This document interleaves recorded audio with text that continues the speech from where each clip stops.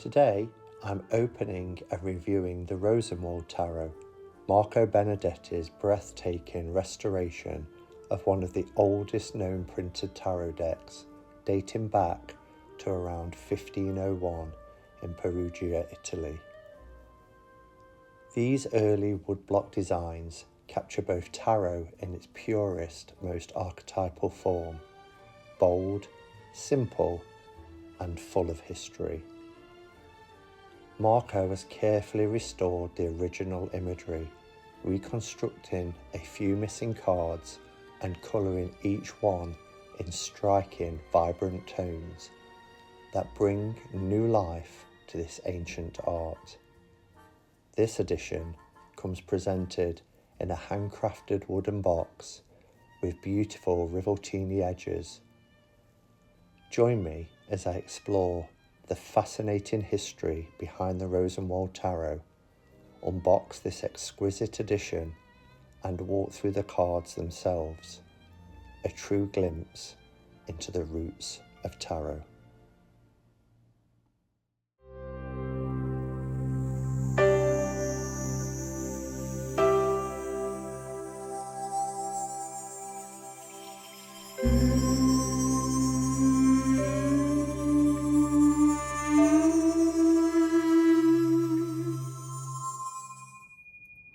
Now my ducks, it's Simon here. Welcome back to the Hermit's Cave.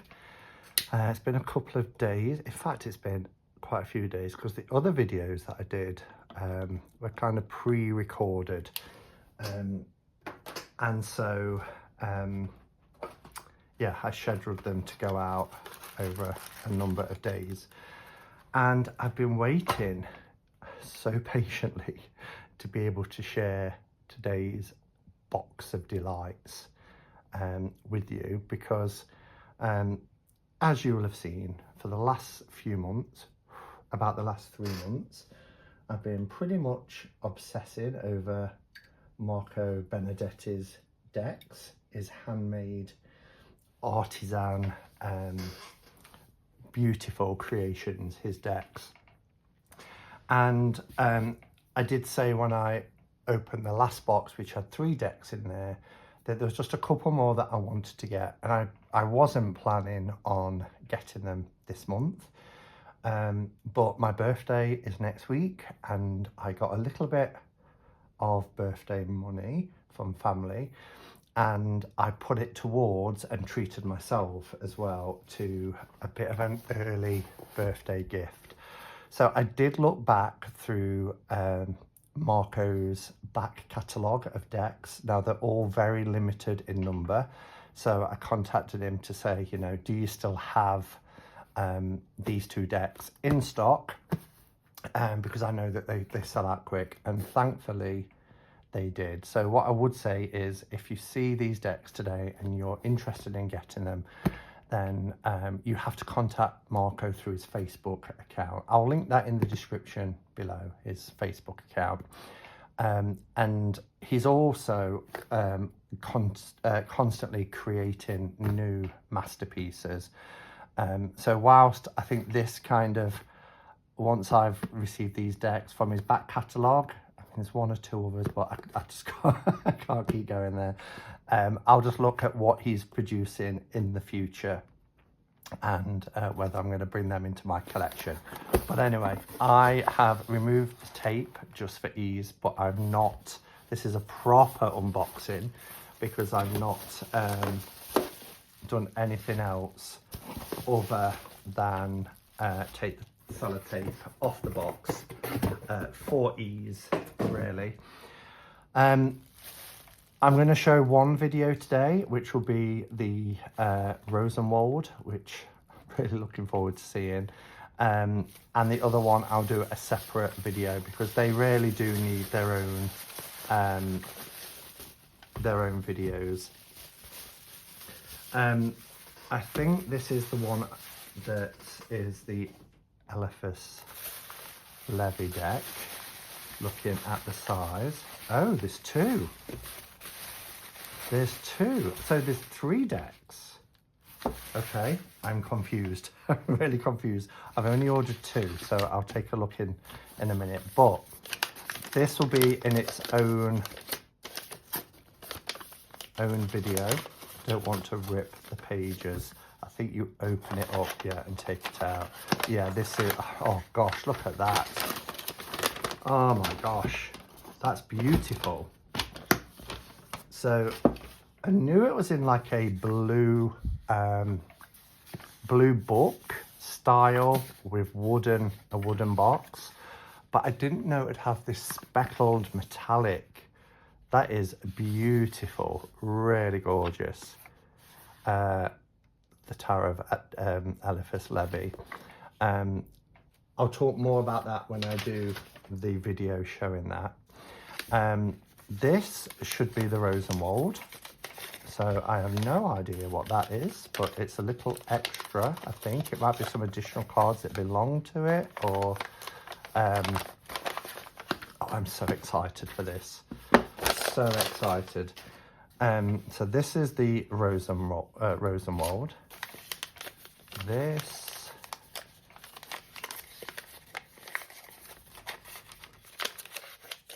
Okay. And I love, look, he does these sheets with his work on them, and they really they really whet my appetite, because I see them and I think, oh my god, they're beautiful. I use them in my journal. So this is the Alouette 48 cards. That's interesting. That's really interesting. Because there are some, I believe, some Alouette cards in the Eliphas Levi deck.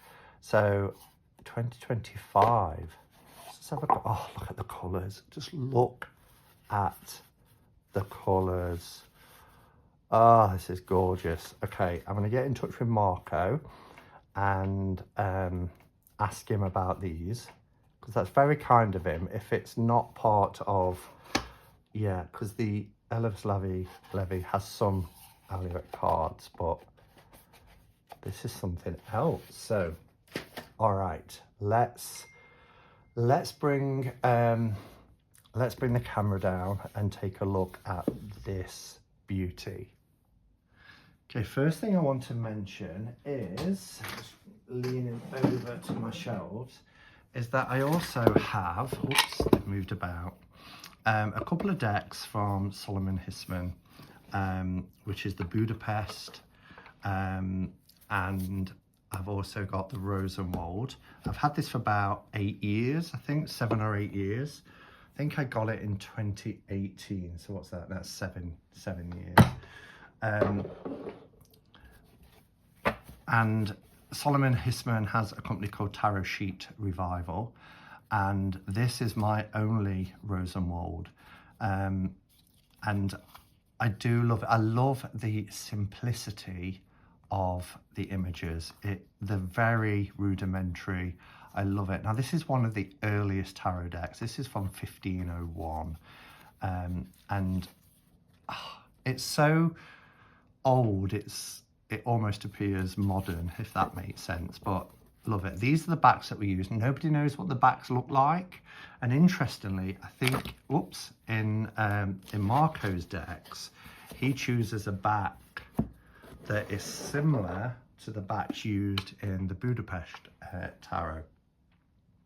But I thought it might be, not to do a side-by-side, but I thought it might be nice to, 2018. I thought it might be nice to do a little bit of comparison with these cards. Okay, so I'm going to pop them there. Now, I do want to read just a few lines that Marco sent to me, because firstly, I'll just give you a little bit of historical background to this deck, but just look at these colours. So the Rosenwald Tarot, or Rosenwald Tarocchi, as I said, dates from 1501 and was printed in Perugia, sorry, it's a hard G, Italy. And these are amongst the earliest surviving printed tarot sheets. and it really kind of depicts tarot in its formative stage. Simple, as you saw, archetypal, and deeply rooted in Renaissance symbolism. So the surviving uncut woodblock sheets are preserved in the Rosenwald collection at the National Gallery of Art in Washington, DC. And some scholars believe that the imagery reflects Florentine artistic influences, suggesting a possible link to early Florentine decks. Excuse me. Let me just have a sup of tea. What I love about the deck is that it just offers an extraordinary glimpse into tarot before it became, I don't know if standardized is the right word, but it's an authentic look at the earliest printed form. Now, Marco had also printed a deck that was earlier than this. This one has the Rivolrini edges. So if you've watched my channel, you'll know that Rivolrini is where the backs are glued onto the card. So the cards are made up of two pieces of card and then folded over to create a border. And I love them. This will be my third Rivolrini deck now. I only know of Marco that does that technique, but it's historical, and you know, but basically that's where borders came from the Rivolrini. But he says it was his first antique deck restoration. So he did produce an earlier deck, and then 2 years later he produced the Rivolrini version. And he said, actually, in the throes of birthday insomnia, while chatting to Cheryl, I'm assuming Cheryl's his partner, I started colouring the Rosenwald as if it were a children's colouring book, using the same colours as my Visconti homage, my modern deck. And I believe that's what this is. And you can see the very bold, very beautiful, rich colours. And I love the fact that he referenced it as an akin to colouring a children's colouring book, because as I mentioned, the line work in these are very rudimentary, very simple, as almost as if a very young person could have drawn them, and that really appeals to me for some reason. I really do like it. And he says, before 4 a.m, the deck was practically finished except for the missing fool. Now, you will see that the fool card in the Solomon Hissman deck will be different to this one, and that's because they're both an addition. The fool card was missing in the Solomon Hissman deck as well. And I tried to find a walkthrough and I couldn't find one on my channel. I know I did it because I do a walkthrough, and then I found it and it was just part of a couple of catch-up cards. But in the Solomon Hissman decks, there are additional, you've got your page, your knights are centaurs, a bit like the Minchiati deck I showed last week, which is very in keeping with the time.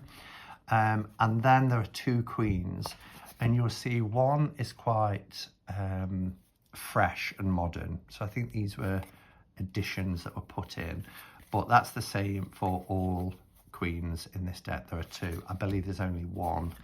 And Marco references the missing fool. He then goes on to say, I added the Rivolrini 2 years later. So that's what this version is. Now, would you just look at this? Isn't that just incredible? So precious. I feel really fortunate to hold these decks in my hand. And I know when I talk about buying a couple of decks, I say, you know, it was a splurge. It was a splurge. However, it's a birthday treat, and I don't do it that often, he says, having bought about 6 or 7 decks now from Marco. But I'm happy with the ones I've got, and as I said, Not looking to buy any more unless, I mean, I have messaged him and asked if he would create a particular deck. Marcia said, just ask him, he might do it. So I did, but I've not had a response to that yet. So let's open it up. So it's magnetic closure. The magnet is there. And yeah, just look at that. It's beautiful.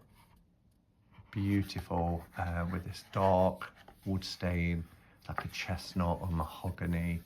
The craftsmanship is gorgeous. So, tarocchi Rosenwald, restored completely, I'm assuming that's completely, in colour, Marco Benedetti, Roma 2039, and he signed it.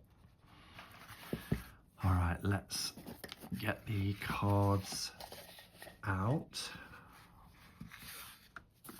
Oh, they feel amazing. Honestly, this is so precious. So this is the backs that Marco has chosen for this particular deck, which, as I mentioned, is similar to Solomon's Budapest tarot. It's a little bit more neater, but love backs like this. And because he's used Rivolrini as well, they fold over onto the front. And you've got a really nice, thick, sturdy cardstock. It is like a silky finish on the backs, and then hopefully it will show here. There's like it's like art card. Really, really beautiful. But just look at these colours. Primary colours, bold, and just beautiful.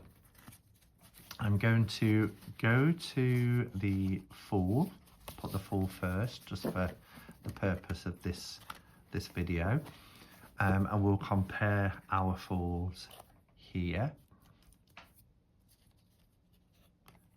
Again, down to the person restoring the deck, how they depict a Fool, because the Fool card is missing, as were the backs. So, you know, we've got a marble effect by Solomon, and Marco's gone with this more.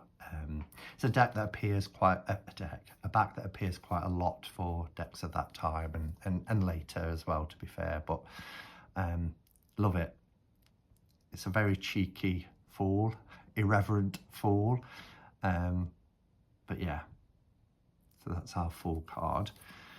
What else did I want to say? So only 3 uncut sheets remain: the trumps, courts and pips. Some cards are missing or damaged, including 1 Fool, 1 Queen and several 10s. The sheets reveal mirror image prints and overlapping outlines typical of the early woodblock process. So you will see in some, like if we look at our Magician, it's reversed. It's the same image, obviously fresher and coloured by Marco, but it's a reversed image because the sheets were in reverse. So it could be that Solomon switched them, thinking that was more in keeping, whereas Marco has used the sheets and took them as is. And then, despite the gaps, the Rosenwald remains a vital historical link in understanding the evolution of tarot imagery and structure. And then, in terms of its artistic features, the art is bold, woodcut line work, minimal but really expressive. And I think that's a great way to describe this: minimal but expressive. We have some key features: centaurs as knights, blending mythical and human qualities, female pages as maids, as they were in this, in some suits, offering a rare gender variation of the period. And I think it's the suits that we often, and I don't like to do it myself, but suits, I do hear people talk about feminine suits and masculine suits, so coins and cups against batons and swords. For obvious reasons, I kind of the symbolism of that, it is what it is. And then the ordering of the trumps differ from later decks, showing tarot's flexible and experimental early nature, really. What you will notice is that here the cards are numbered. They're not, there's no titles, but they're numbered, and the ordering of this deck doesn't fit with a traditional ordering. So you've got Temperance at 7, for example, Fortitude at 8, but they also put this as 8. So again, I would rather not have numbers and decide, you know, whether you see Fortitude, Strength, in other words, as 8 or Justice. Did I say Judgment? I meant Justice. We have the Chariot at 10. Again, with Minchiati, they follow different, and you could argue that this is 11, but it's not. That would be X1, but that one's not numbered. 12 for Old Father Time. Death is without number. The Devil is without number. Tower is without number, as in the luminaries. So yeah, it's, I like the fact that Marco has done this without any numbers. And I do think, you know, he's faithfully restored the Rosenwald and really preserved its historical authenticity, whilst at the same time carefully reconstructing the missing cards. Broken lines have been redrawn with precision, ensuring the deck maintains original hand printed charm. So there are, in this one, lots of what's the word, imperfections. It shows the wear and tear of the deck, some cards more so than others, and they may seem different in colour look, but you know, a deck that's over 500 years old, 524 years old, then you're gonna get that, aren't you? So but this is clean and it's fresh. Okay, and just the fact that this comes in a beautifully handcrafted wooden box, it really, for me, having this presented really shows respect for the deck. It's got a correct sort of what's the word, reverence, really. It reflects the reverence for this piece of tarot history. And as I mentioned, Rivolrini edges has been used. So yeah, let's take a look then. So we've got we have our magician,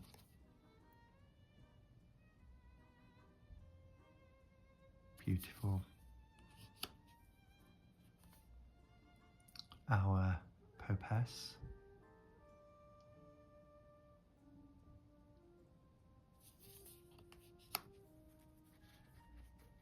they feel raw and powerful and symbolic.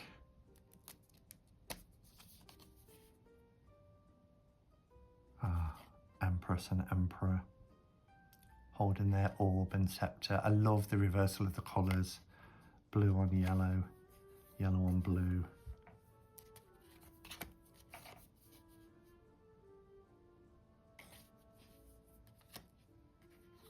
There's our Pope, El Papa.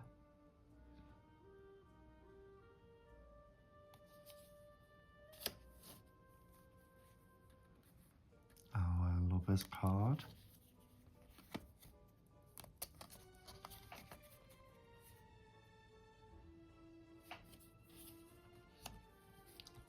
difference.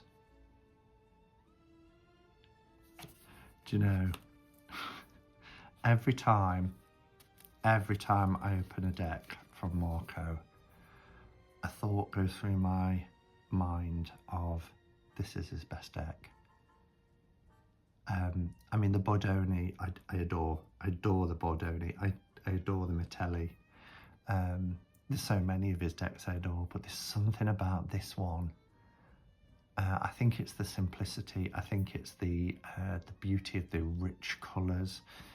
I think it's its historical significance. I love the backs. I love how it's presented. It's magnificent. Here's the Fortune card. So the Fortune card became the Strength card, and it's the pillar. I think it's Samson and Delilah that it refers to, when he destroyed the temple by pulling down the pillar.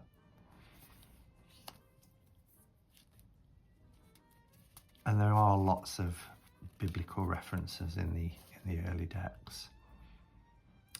The Chariot, Old Father Time, our Hermit. I love these sticks, how they act as a crutch by going under the arm, and then a little piece here to place the hand.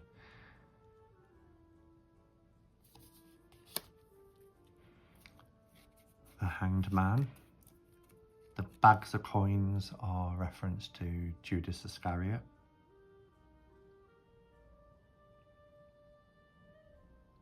That green, love the colours. The Wheel of Fortune. This person is straight up, look.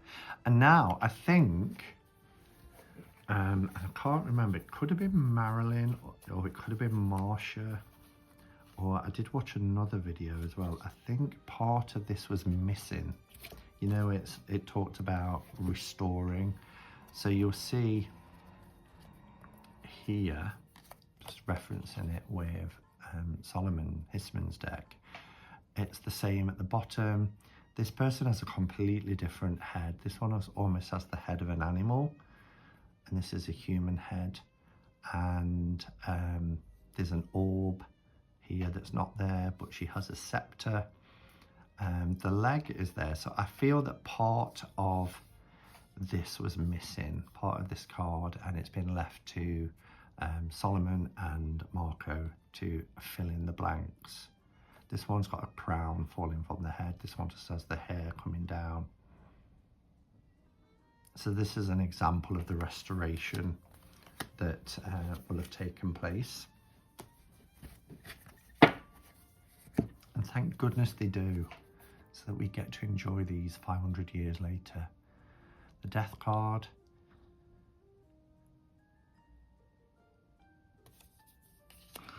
I love this guy. Ah, look at that.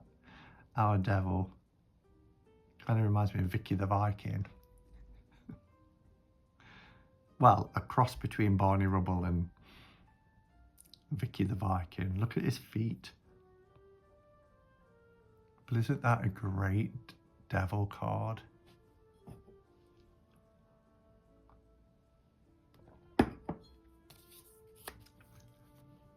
And we have the Tower. So the Tower is actually being set on fire rather than struck by lightning, but you can see it's causing damage with the bricks here, but it's the sun's rays.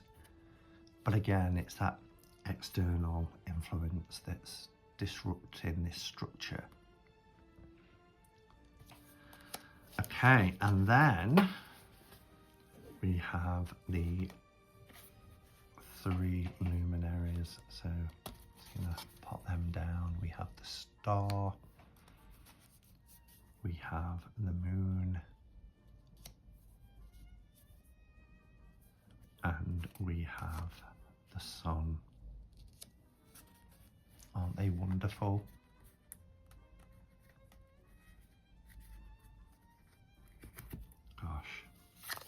And these cards are tiny. I should have perhaps done a size comparison, but this is in keeping with the Rosenwald from the sheets.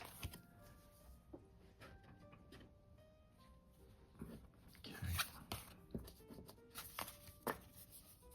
And even though, you know, these were, in my opinion, for me, on my budget, quite costly, they're worth it. The quality is there.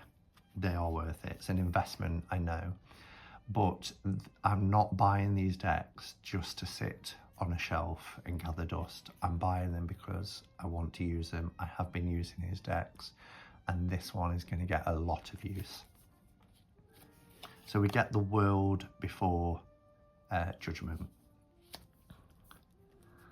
Again, there's no numbers, so once the deck's shuffled, they are what they are, aren't they?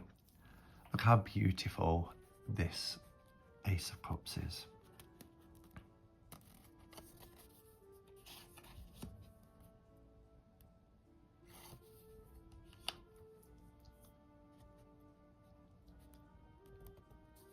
And you'll note that these are early pip arrangements, which really echo their origin in playing cards, but still carrying, you know, symbolic potential.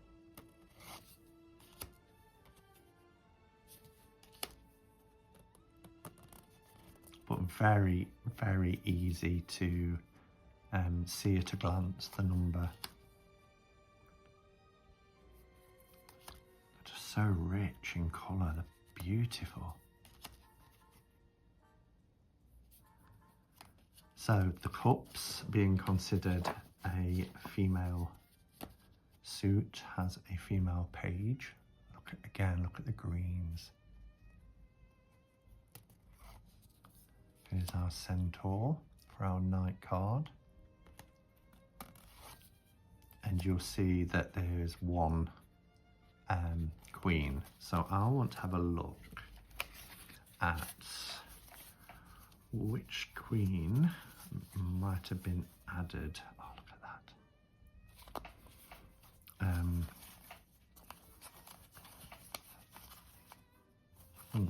Where have I put them?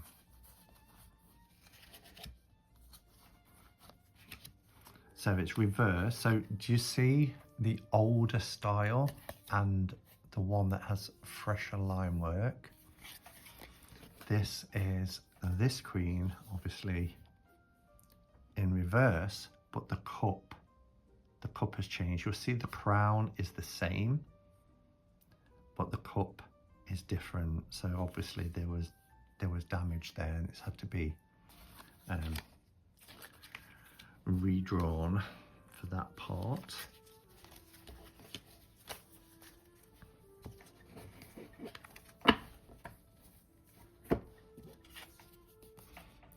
So our queen and the king,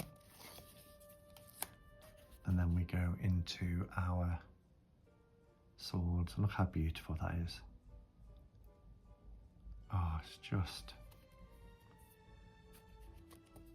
wonderful. So lucky that there was some left.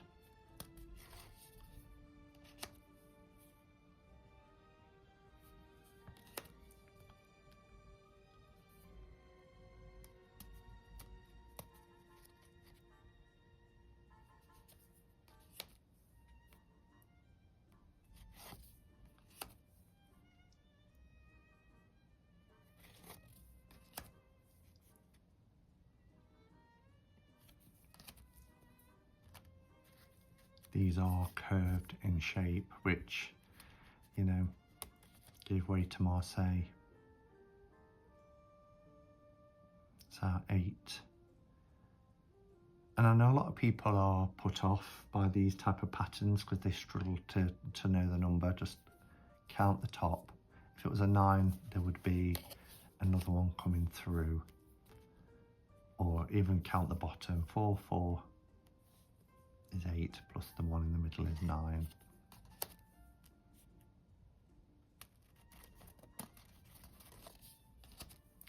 We have lovely blues and greens in these, look.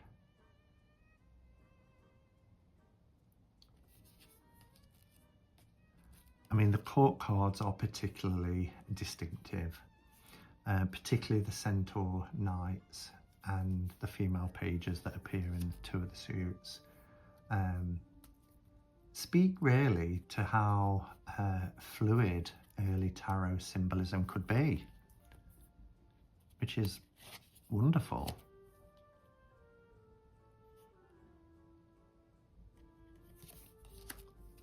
Okay, and then we have our batons,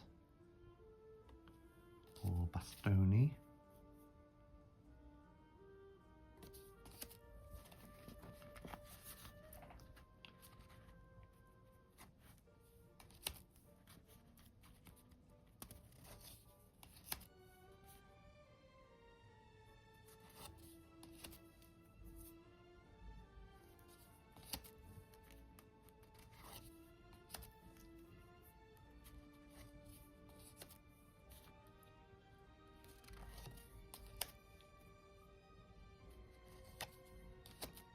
Okay.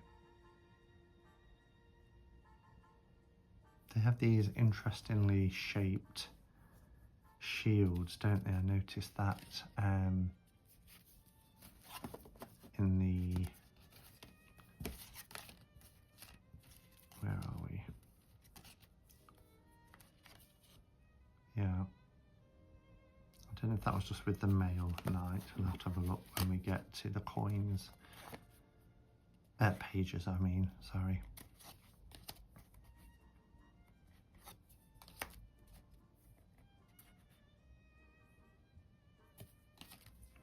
I'm in love.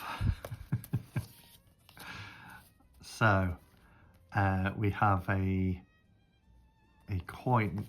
Now, interestingly, the coins are in these kind of two-tone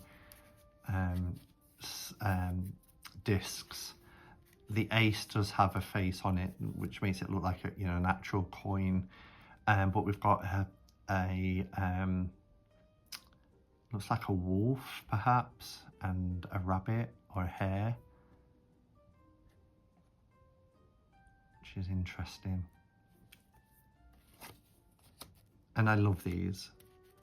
I know not everybody might appreciate them, but very, very easy to see. And as I said, they look really like a modern deck if someone was to create a pip deck now. But just to see it, you know, we've got 7, our new growth, inner convictions, 8, power, abundance. It's really easy to see them clearly.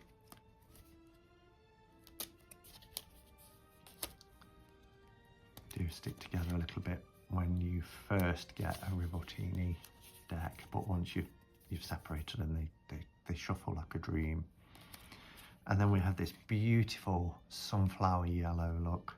Again, we have a female page or a maiden. The coins like we do the cups, our centaur, queen and king.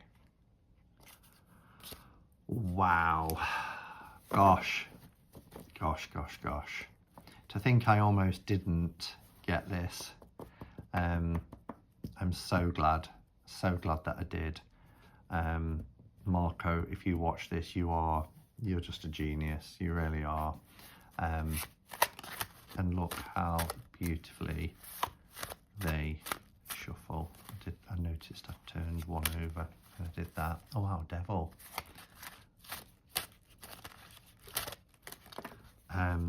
Now I don't riffle shuffle anyway, but I don't think I would with this. I mean, the idea is that they're more durable because of the Rivolrini. That's the whole point, you know, folding over protects, strengthens the edges of the cards. But they're a lovely size as well. They just drop. Gorgeous.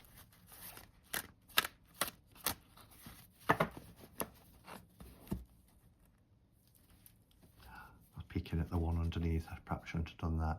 Oh, we have Four of Cups. Stability and order for our emotions. So it's coming. If we've been feeling a little bit up in the air, there is that emotional stability coming for us. I need this card. It's been a day, but it's been made all the more better coming home and having a look at these beautiful birthday gifts to myself, and looks like a birthday gift from Marco too. So I will speak to him about the Alouette and get some further information. Do look out for, whoops, later in the week. I'm working late tomorrow. We have an open evening. So later in the week, I will show the Eliphas Levy deck. Ooh, little sneak peek. Oh, we look at a little book. Little book. Look at that. The Sphinx. Oh, cannot wait. That's just a little sneak peek. All right. Thanks for watching, everybody. And until next time, go in peace. Namaste and blessed be.